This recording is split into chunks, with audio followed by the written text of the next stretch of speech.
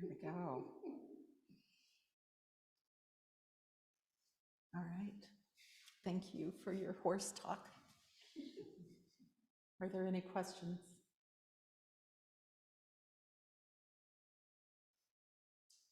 I have a question. I don't actually need this. Rebecca, you could just Wait, you need a mic. Just, could you share with us how did you start with this practice and why did you come to practice to begin with? It's kind of a long story. You sure you want to hear that? How much time do we have? You got lots of time. I have lots of time. I was 13 years old at a Bible school picnic, and I fell from the crow's nest of a barn that was empty. The barn was empty of hay, and there was a crow's nest up there, and us kids were grabbing hold of a rope up there, and the ropes and, the kids down below were holding on to the ropes. There's a series of ropes and pulleys that went up the crow's nest. And I grabbed it, and my butt went off the end of the crow's nest, and I fell 35 feet to the floor and broke my pelvis and my arm, and ended up in this little tiny hospital in the middle of Kansas with no television. 13 years old, can you imagine? No TV, nothing to do, right? Bedridden, flat on my back. And like some teenagers, not all of them, but that big question arose while I laid there. What am I? Actually, it was, who am I?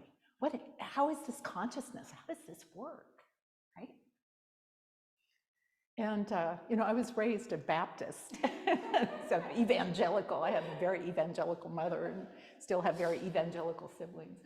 So, it became clear that Christianity was not going to answer that question for me. And that question just never let me go.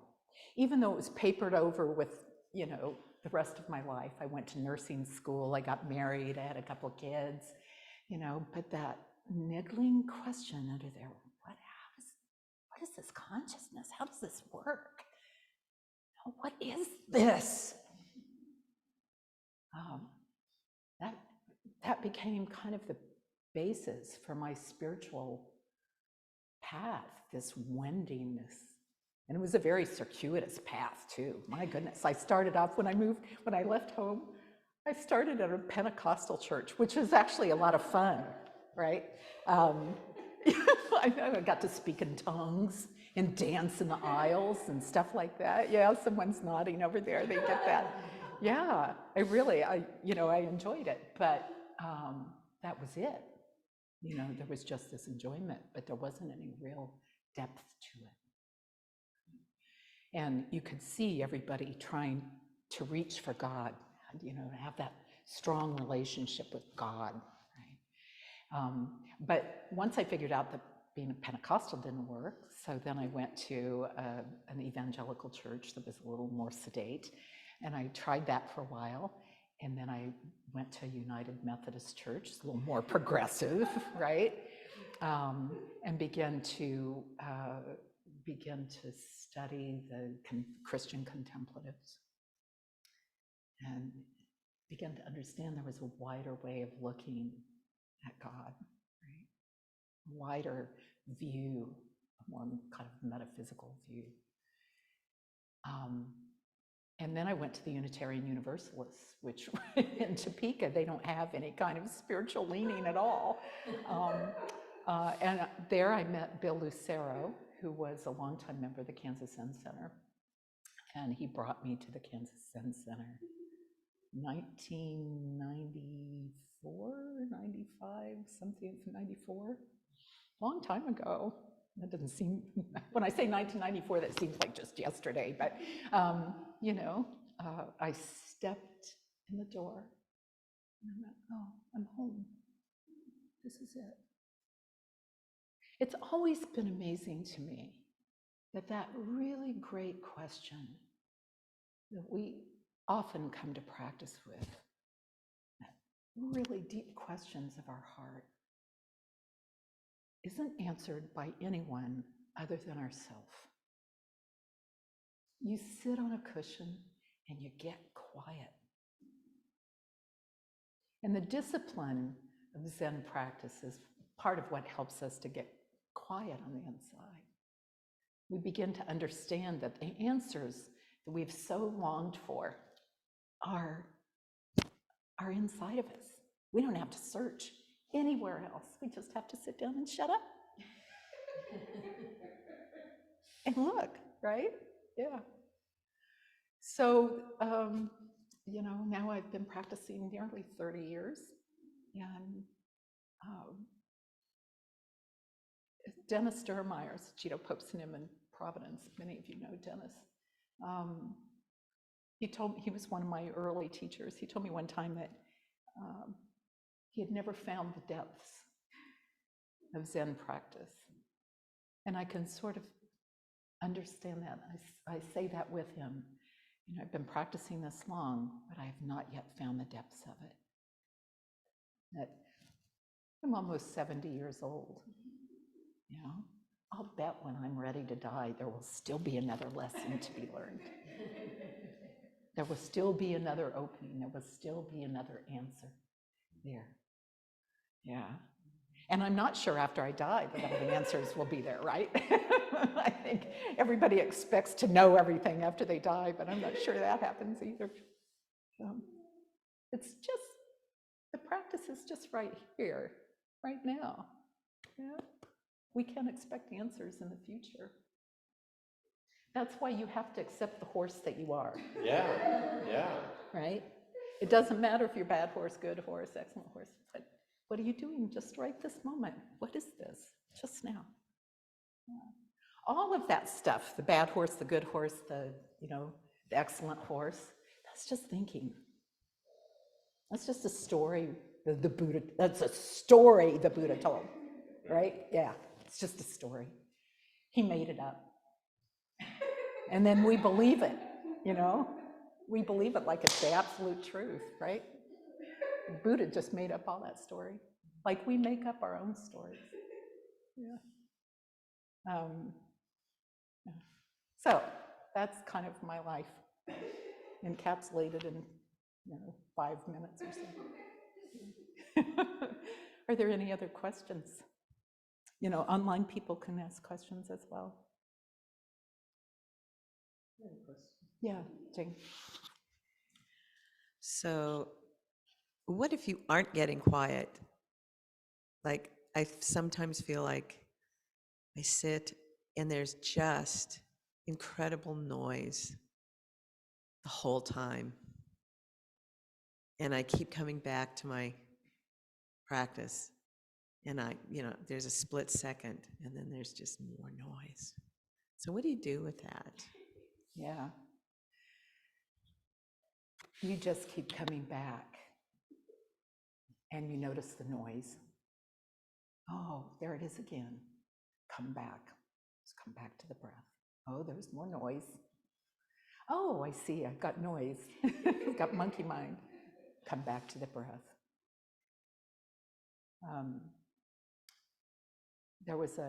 I've told you this story before, but maybe other people haven't heard it. I was sitting kyol, which is the 90-day retreat at Providence Zen Center.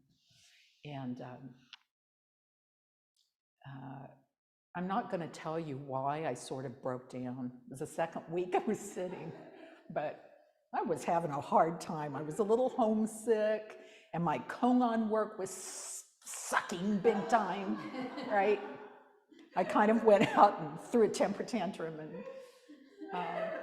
found myself crying for a couple of days, actually, on my cushion. All that sadness and all that emotional stuff and all that thinking. Oh, I hate this teacher. I know I got that koan right. How come they didn't approve it? Blah, blah, blah, blah, blah, blah, blah. Tears, tears, tears. I miss my husband. I miss my kids. Right? Just all that jazz.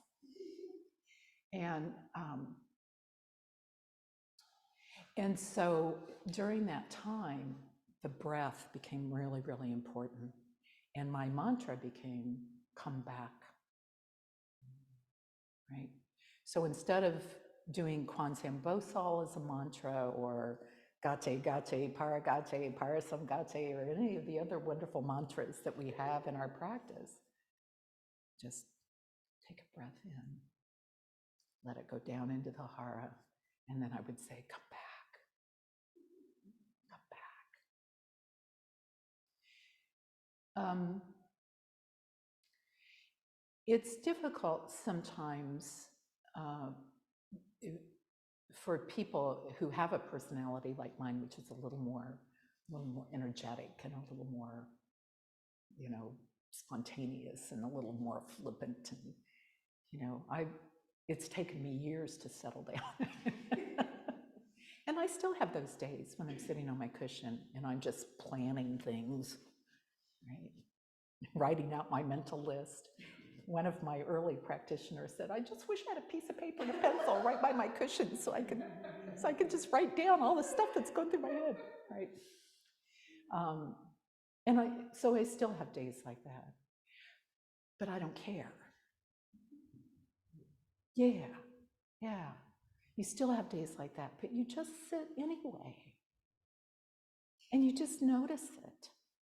The other thing I want to say is just noticing sometimes is the trick.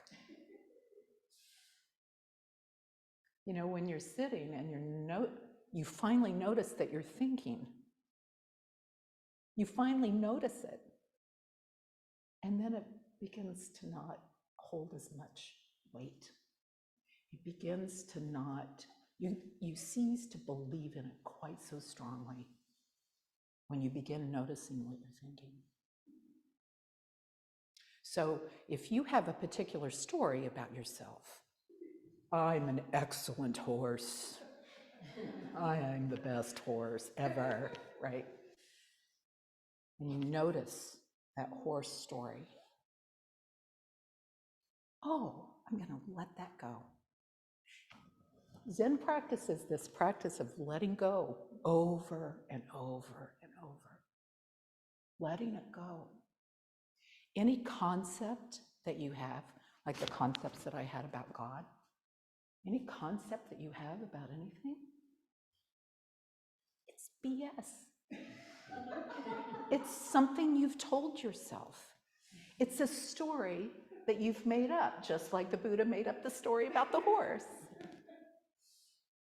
And so, if you let all of that go, over and over, and you cease believing in that narrative, then what?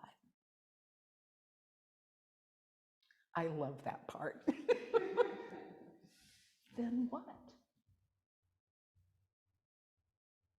For us, another idea will appear. One more idea, right? And you have to let that one go. One more concept appears, you have to let that one go. One more story about your life appears, you have to let that go.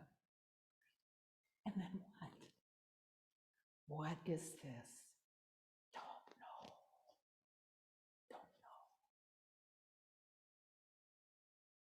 And when you've given up all of that, then you get everything. The whole world becomes your home. The whole universe becomes your home. The Heart Sutra says, and the mind has no hindrance. Without any hindrance, no fears exist. Well, what are those hindrances? That's attachments. That's attachments. That's believing very strongly in our own thinking, in our own narrative, in our own mental movie that we've made about ourselves. Right? We hold on to that very strongly. I am a singer. I am a mother. I am this. I am that. I am. But none of that really says who you are. None of it does. You just have to keep letting that go over and over.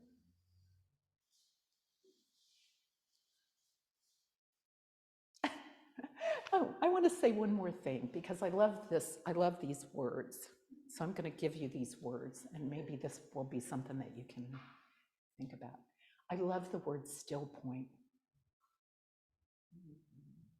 Okay. So in our school, we call it strong center. Right? So you have to, strong center. Yeah. Day Sensen said that. He would take the stick and he'd poke people in the belly. You must have a strong center, right? But I like the idea of a still point. That's my idea. But I'm giving you that word because that still point is something we all have. Right? And when we're quiet, we can access that. You know, let that still point become a part of that strong center that we have. Yeah, I love that still point. Are there any other questions?